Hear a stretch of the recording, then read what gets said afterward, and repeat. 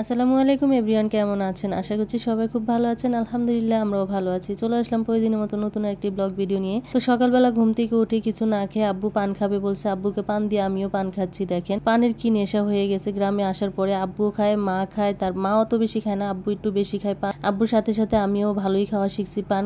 ঢাকা শহরে যায় কি অবস্থা হবে জানি না। আর এখানে দেখেন বাচ্চারা সবাই খেলতেছে সকালবেলা, কিন্তু আমার স্বামীর তো সবার সাথে শুধু ভেজালি করবে। ওদের সাথে কি নিয়ে জানি রাগ করে ওখানে বসে আছে, মানে সবসময় ও মোবাইল নিয়ে থাকবে, না হলে সবার সাথে ঝগড়া করবে। কি যে করবো আমি নিজেও জানি না। আর এখানে কাজের খালা এসে সব কাজ করে ফেলছে। আর এদিকে আমরা ফ্রেশ ট্রেশ হয়ে গোসল করে একবারে চলে আসছি বাতাসে বসার জন্য। আমরা এদিকে আসলে মা খুব টেনশনে থাকে, মা সব সময় না করে এদিকে আসার জন্য। সুরভি যেহেতু অসুস্থ, এই টাইমে এখানে আসতে মা একেবারেই নিষেধ করে, যেহেতু এই জায়গাটা আমাদের বাড়ির পিছে, এই জন্য মা আমাদের বাড়ির পিছনে আসতে দিতে চায় না, কারণ কত কিছুর নজর লেগে যায়। আর সুরভির তো একটার পর একটা সমস্যা লেগেই আছে। ওর জন্য সবাই দোয়া করবেন যাতে মা বাচ্চা দুইজন সুস্থ থাকে আর সুন্দরভাবে দুনিয়াতে আসতে পারে বাচ্চা। যাই হোক, এখানে বাসায় এত গরম থাকে, এখানে না এসে উপায় থাকে না। একটু বেশি গরম লাগলে আমরা এদিকে চলে আসি। কোনো জায়গায় বাতাস না থাকলেও এই সাইডে অনেক সুন্দর বাতাস থাকে। তাই তো চলে আসছি অনেক আগে। মা যায় নিয়ে আসছে আমাদেরকে, বলতেছে যে চলো। আর আসার পরে দেখি টেবিলে খাবার রেডি, ভাবি রান্না বান্না করে একবারে রেডি করে রাখছে। তো এখন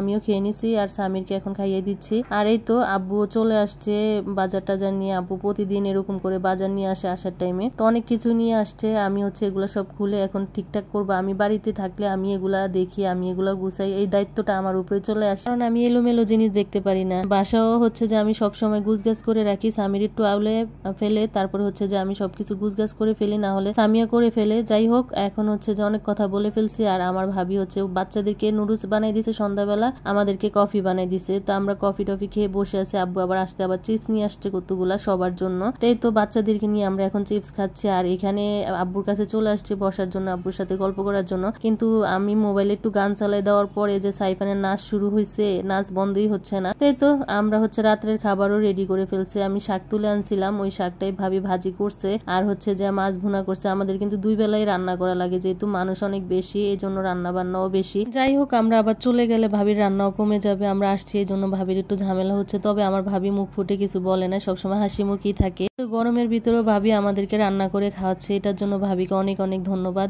আসলে ধন্যবাদ দিলেও কম হবে, এত গরম যেখানে আমরা এমনি সহ্য করতে পারি না, ভাবি সেই জায়গায় রান্না করে যে আমাদেরকে রান্না করে খাওয়াচ্ছে। যাই হোক, খাওয়া দাওয়া শেষ করে আসছি ঘুমানোর জন্য, কিন্তু এরা মেয়ের জন্য কি ঘুমানো যায়, টিকটক করা শুরু করে দিচ্ছে, আমাকে এত বিরক্ত করতেছে। যাই হোক, এই ভিডিওটা এই পর্যন্ত। আল্লাহ হাফেজ।